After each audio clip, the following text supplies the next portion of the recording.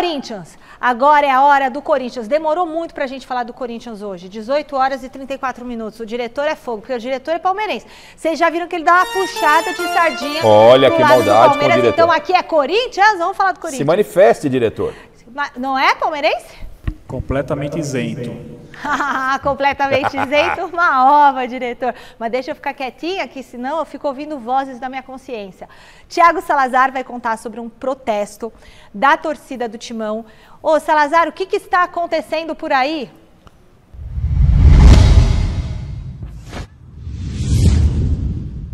Boa noite, Mi, para você, para todo mundo que está acompanhando o Gazeta Esportiva. Pois é, o clima por aqui ainda não é nada bom, nada tranquilo. A derrota do Corinthians para o Del Valle na Copa Libertadores da América ainda repercute bastante. E hoje, as torcidas organizadas do Corinthians soltaram um manifesto ali, juntas, unidas. As lideranças da Gaviões, da Camisa 12, da Pavilhão 9, enfim, das principais torcidas organizadas do Corinthians, se uniram, se juntaram, conversaram e decidiram que vão fazer um protesto, uma manifestação de grande porte, sábado, depois de amanhã, próximo sábado, às 10 horas da manhã, na porta do CT Joaquim Grava. Segundo o manifesto das torcidas organizadas, os alvos, são Duírio Monteiro Alves e Alessandro Nunes. Há muito questionamento sobre as últimas decisões dessa cúpula do Corinthians, decisões sobre escolhas de técnico, a permanência do Lázaro naquele momento de intertemporada, a montagem do elenco.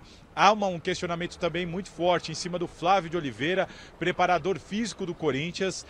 Dentro do Corinthians fala-se que a culpa do Corinthians de vez em quando cair no segundo tempo não está muito ligada à preparação física, e sim a uma falta de padrão do time que corre errado.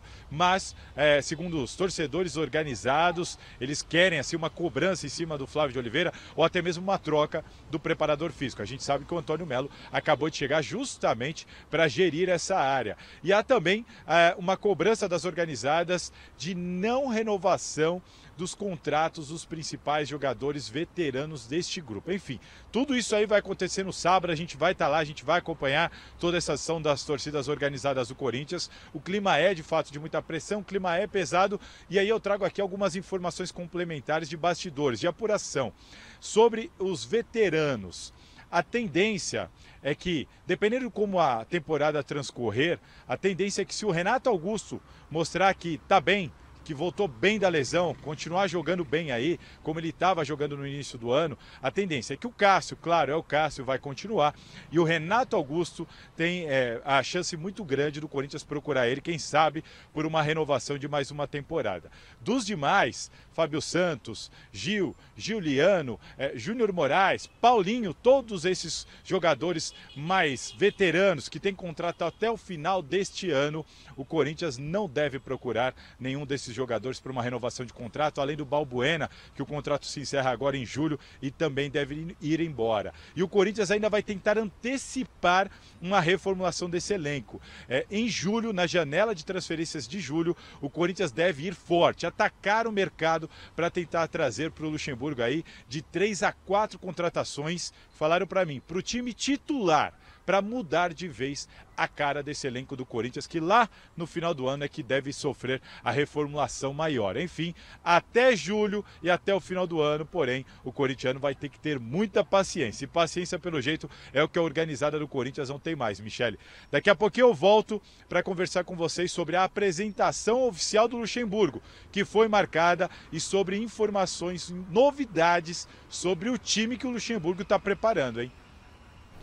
Beleza, o que esperar? O que vai acontecer, Miller? No Corinthians? Porque quando a torcida faz protesto, pelo menos das últimas vezes que a torcida fez protesto, surtiu efeito. Deu resultado no clube, inclusive o time jogou melhor. Então, mas esses protestos, a gente sabe que há décadas eles existem e sempre existirão. Isso é uma coisa. E são todas as torcidas organizadas. Até porque, Michele, baseado em todas as decisões que estão decidindo o destino do Corinthians, a diretoria tem que sofrer um protesto mesmo, né, Rafa? Porque, poxa vida... Tá sendo amadora, né? Exatamente, tá no desespero, aquela coisa toda que nós já sabemos. Mas sabe o que acontece, Michele? O Corinthians, um time grande, independente da vitória, do triunfo, do sucesso, ganhando ou perdendo, tem que contratar. Esse processo de de reformulação, de tirar, de colocar, de peça de reposição, é normal no campeonato. Num time. O Tele Santana, na época, você lembra? A gente ganhando todos aqueles títulos, 3, 4 por ano, títulos importantes. Ele renovava, tirava 3, 4, contratava 3, 4, um processo natural e normal. Principalmente no Corinthians agora, que é um time envelhecido, alguns jogadores velhos. E agora, o problema do Corinthians não é preparação física, não. O problema do Corinthians é mau posicionamento tático que o Vanderlei vai ter que corrigir, e isso é muito importante. E jogador meio velho já, que até foi o Sornosa, não foi que falou? Que enquanto não tirar os velhos do time... o Sornosa tem que cuidar da vida dele, em primeiro lugar. Ele passou no Corinthians... falou, mas passou por lá, não fez porcaria nenhuma também. Não vamos dar crédito aí pra ele dormia, não era? O Sornosa, brincadeira, né?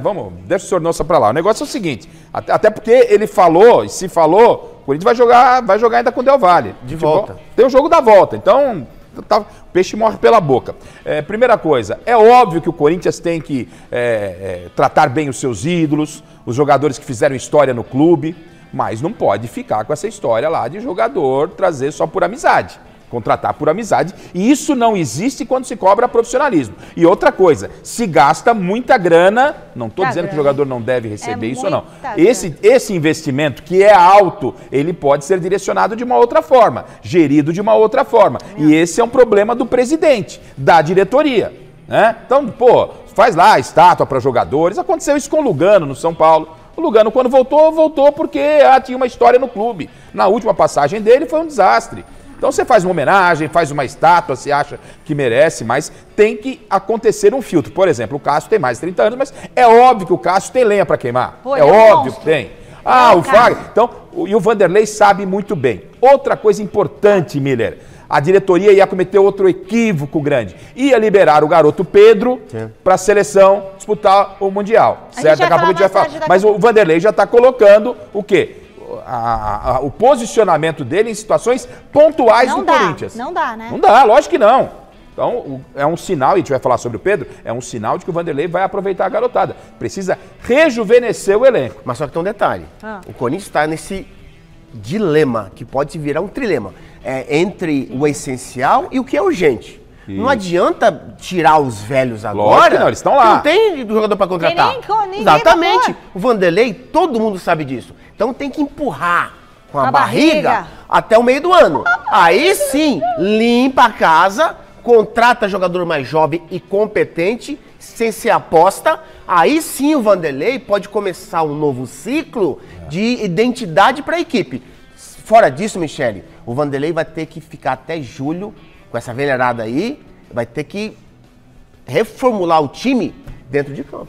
Ô, diretor, posso fazer uma pergunta pro Miller, capciosa? Seguinte, desse elenco do Corinthians, que tem uns tiozinhos, lembra o elenco do São Paulo que tá com os tiozinhos?